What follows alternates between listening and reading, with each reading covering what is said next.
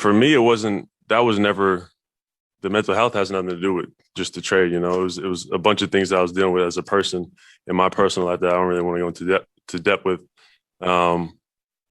But yeah, I'm here now. So, it's a blessing to be, in an organization like this. And, I'm just looking forward to getting back on the floor and building something great here. For me, it made sense, man. It's a time where I needed to be, around guys that I know that want to win and know that they are willing to do whatever it takes to win. And the structure here is unbelievable. That's the goal, man. That's the goal. Like Daryl said, the opportunity, the window is now. Joel is playing the best he's ever played. So my job is to come out there and help him and help the entire team win the championship this year and years going forward.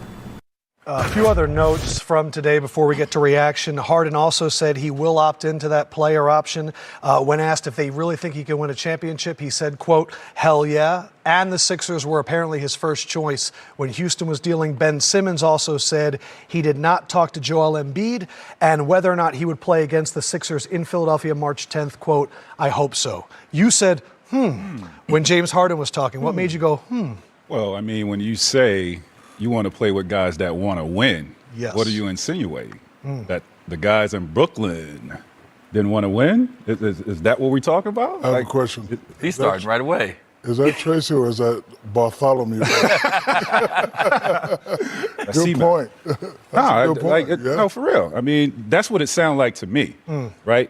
And we all know Houston was his first choice. I mean, Philly was his first choice before he went to Brooklyn.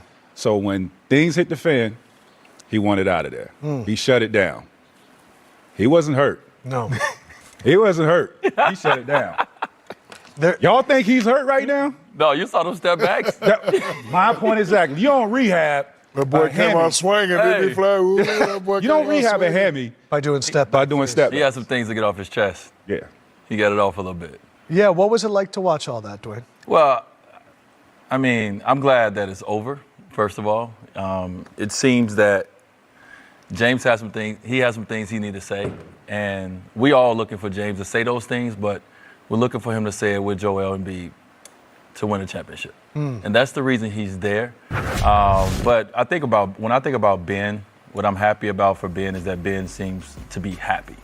And I know all the saying out there, but I got a chance to know this young man, and I got a chance to be around him this summer. He became a mentor to my son. I got a chance to see what he was going through mentally. And you just want to see him in a better space. And he seems to be in a better headspace mentally. And I'm looking forward to seeing what he's going to do over there. Are you ready to say his name, Shaq? No, I'm always say his name. It's just that as a superstar, as a professional NBA player, we don't always get our way, right? And, the problem with where it all started is Doc made the comment, he was upset, backlash, boom, boom, boom. And then the mental health thing came in. The difference between mental health and mental fortitude. I'm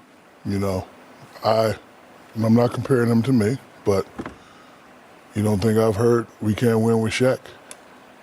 You don't think I heard Shaq's not worth 120? You don't think I heard don't even throw it to Shaq, D-Wade, you shoot? Heard it all. And what makes us great is we learn how to persevere around all of that. Not going to get into the mental health thing because I was in LA yesterday. I seen real mental health. You know how many homeless people out there and you just talk to them like they have problems that we don't know about. And so I don't want to get into that. I don't want to have a conversation with them. I wish them well.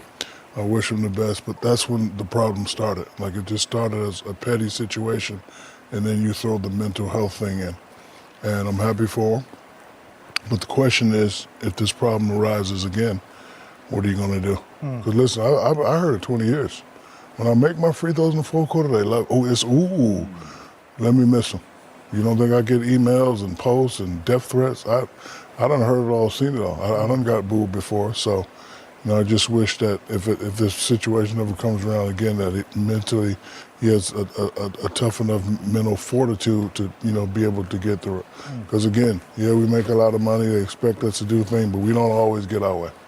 And I've heard it all. Ever since high school, I've heard it all. But I was raised by a guy who don't want to hear none of that. Right. Suck it up. James Harden has 2 30-point triple-doubles in the last 3 weeks.